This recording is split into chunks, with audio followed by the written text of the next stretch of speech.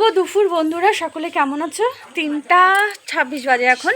তো 3:26 থেকে আমি আমার ব্লগ লাগবে। তো চলো, এই যে তোষকটা দেখতে পাচ্ছ, এই ছেলেকে নিয়ে গেছিলাম আর্টের ওখানে। তো আজকে 12:30টার মধ্যে শুরু হয়েছিল, তারপরে এইমাত্র নিয়ে আসলাম। তো বিকাল এখন 3টার দিকে, আজকে আর নেই। আমি এখন চলো আমার কাজ বাজ তোমাদের সঙ্গে শেয়ার করি। এই যে এটাকে এখন, তোষকটাকে এখন আমি ঘরে নিব।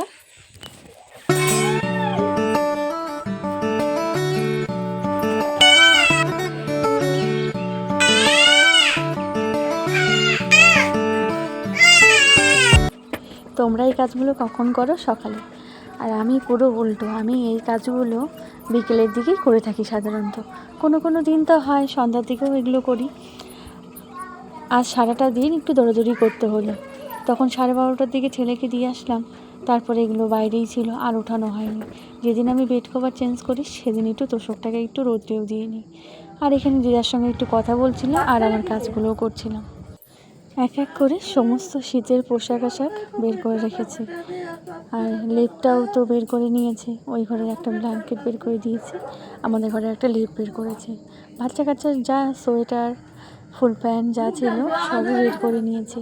আর দিদার সঙ্গে এই বিষয়ে কথা বলছিলাম। দেখো ঠান্ডা পড়ে গেছে, এখন জামা কাপড়ের চারিদিকে ছড়াছড়ি। দিদা বলছিল, তুই কত জামা কাপড় উঠাচ্ছিস তুই এদিক ওদিক থেকে? আমি বলছি, দাঁড়াও, আরও আছে, আরও তো তোমার হচ্ছে উঠানো বাকি আছে কিছু।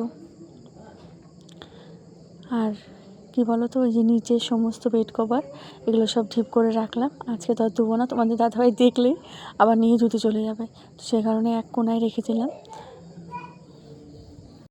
আজ একটু আর্টের ক্লাসে ছেলে একটু সময় লাগলো, কারণ আজ বাইরের থেকে লোক এসেছিলো। সেখান থেকে আজ আর্ট কম্পিটিশনও হলো, সেনকোগুলো জুলিয়াস, ওখান থেকে লোক এসেছিলো। তো আমাদের সময় দিয়েছিল 2:45টার দিকে, আমরা 2:45টার দিকে গিয়ে নিয়ে আসলাম। তো আমিও আসার পরে খাওয়া দাওয়া করলাম। খাওয়া দাওয়া করে এই কাজগুলো তো সব রেখে গিয়েছিলাম, এই কাজগুলো শুরু করছি। উঠানো বাকি আছে, আরো জামা কাপড় উঠাই নাই, আরো বাকি আছে উঠানো। এই যে ঠান্ডার দিন পাঞ্চার গামছা, বাবা ভিজে থাকবে, বের হইতেই থাকে গো, এটা সেটা করে এটা সেটা হবে না করে বেরোতেই থাকে। লেপ টানলাম না।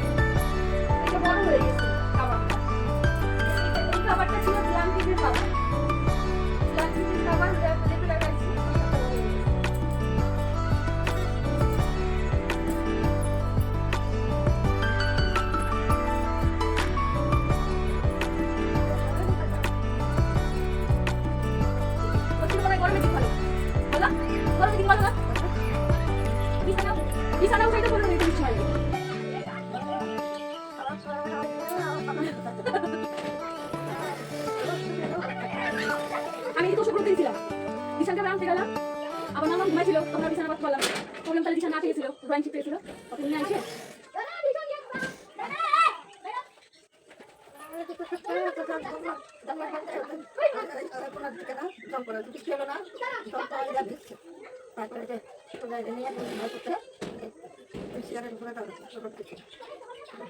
আমি তো না দেখতে পারি।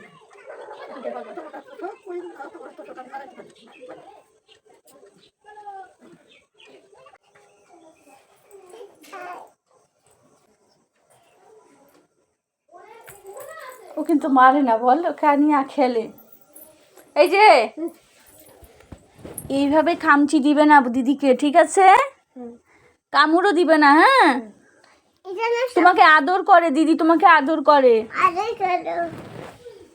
খামচি দিবে না, ঠিক আছে? দেখো, খামচি দিলে ও করে দেবো, খামচি দিবে না, হ্যাঁ? দিদা বাড়ি যাওয়ার পর আমি আবার ঘরটা ঝাড়ু দিয়ে নিচ্ছি। আজকের ব্লগটা এখানে শেষ করছি। বাই, সবাই ভালো থেকো, সুস্থ থেকো। আবার পরের দিন দেখা হচ্ছে নতুন ব্লগের সঙ্গে।